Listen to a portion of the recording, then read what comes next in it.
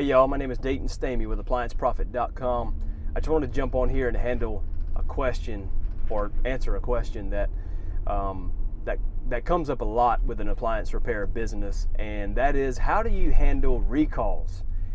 And what do I mean by recalls? Which, if you're in the appliance repair business, you know exactly what I mean about recalls, but for those of you who are new, you might not know yet, but you will find out. So recalls are whenever you go and you work on a dryer or whatever, you work on some kind of appliance and you make a repair, but it turns out that, I don't know, a day or two later, a week later, whatever, the customer calls back and says, well, it's doing the same thing again. So how do you handle that? So I know that there are other companies in our area. The way they handle it, well, actually, I've heard of a couple of different ways they handle it. One of the two ways they handle it, which is worse than the second way, but one of the two ways that they handle it is they don't answer the phone anymore. They quit answering the phone. They won't return the customer's calls.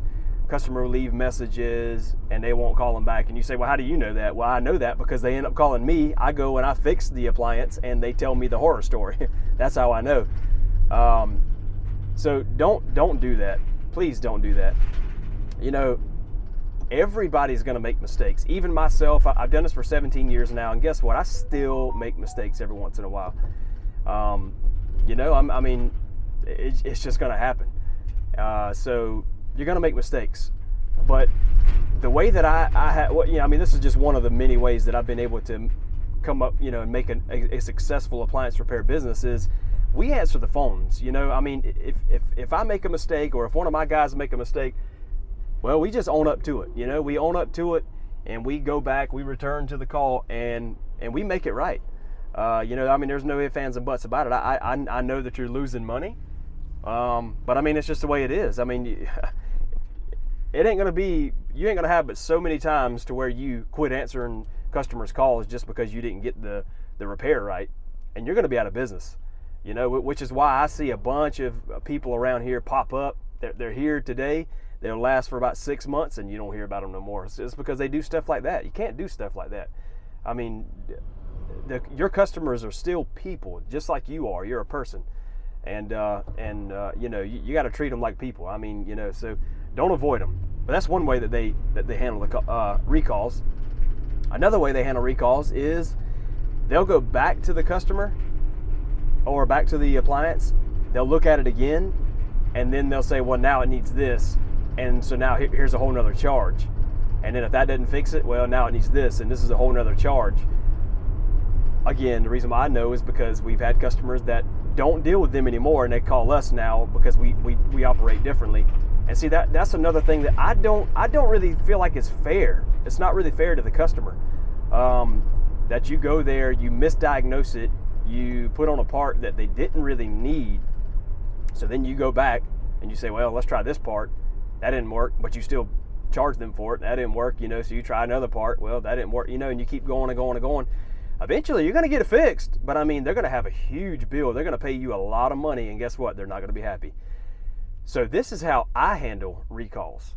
Call me stupid, call me crazy. I don't know, whatever you want to call me, but this is the way we've done it for forever, and I believe this is how one of the ways that I've been able to get loyal customers that will wait days if they have to get on my schedule, customers that pay me more than what other guys would charge just because of the way we do business.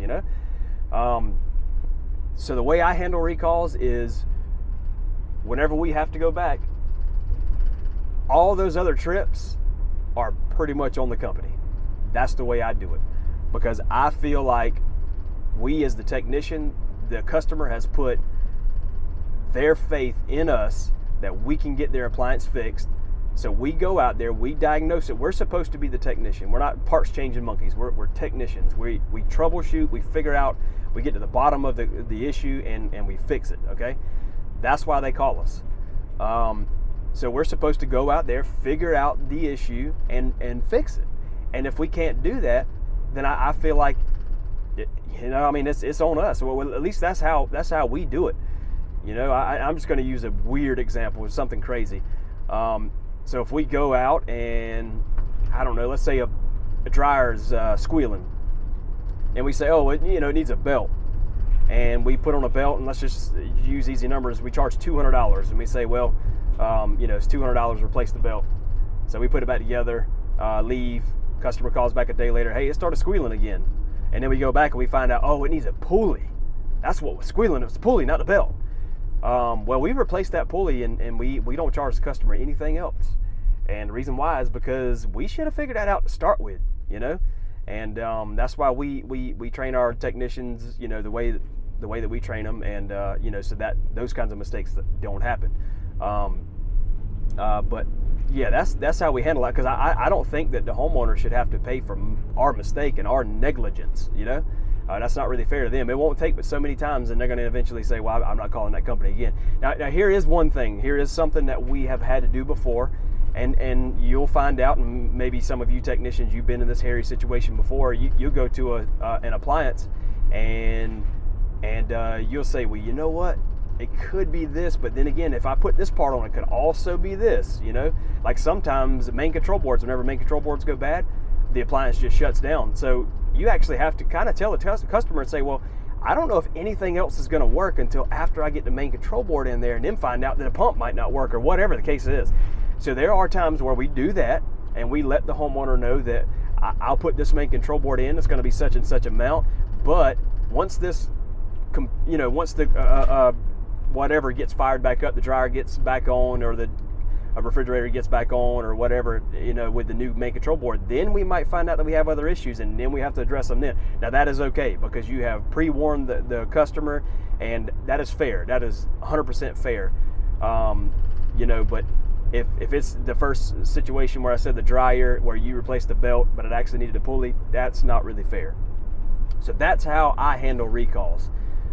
Because I want to be fair, and I believe that we should all be fair, and you might do it differently, and you might say that I'm crazy for doing it the way I do it, but that's just how we do it, and we've been able to build a successful appliance repair company. So I hope that helps you on how do you handle recalls. Well, that's how we handle them. Maybe that'll give you some tips on maybe what you should do and how you should handle them. If you're thinking about getting in the appliance repair business, I have a course that would show you exactly how to take your brand new appliance repair business and scale it to 6 figures in your very first year.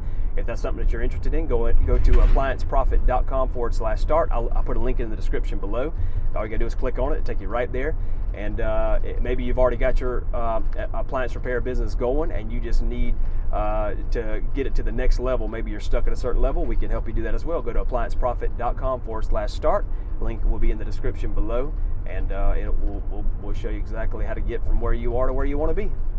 I appreciate it. Again, my name is Dayton Stamey. Hope to see you in there.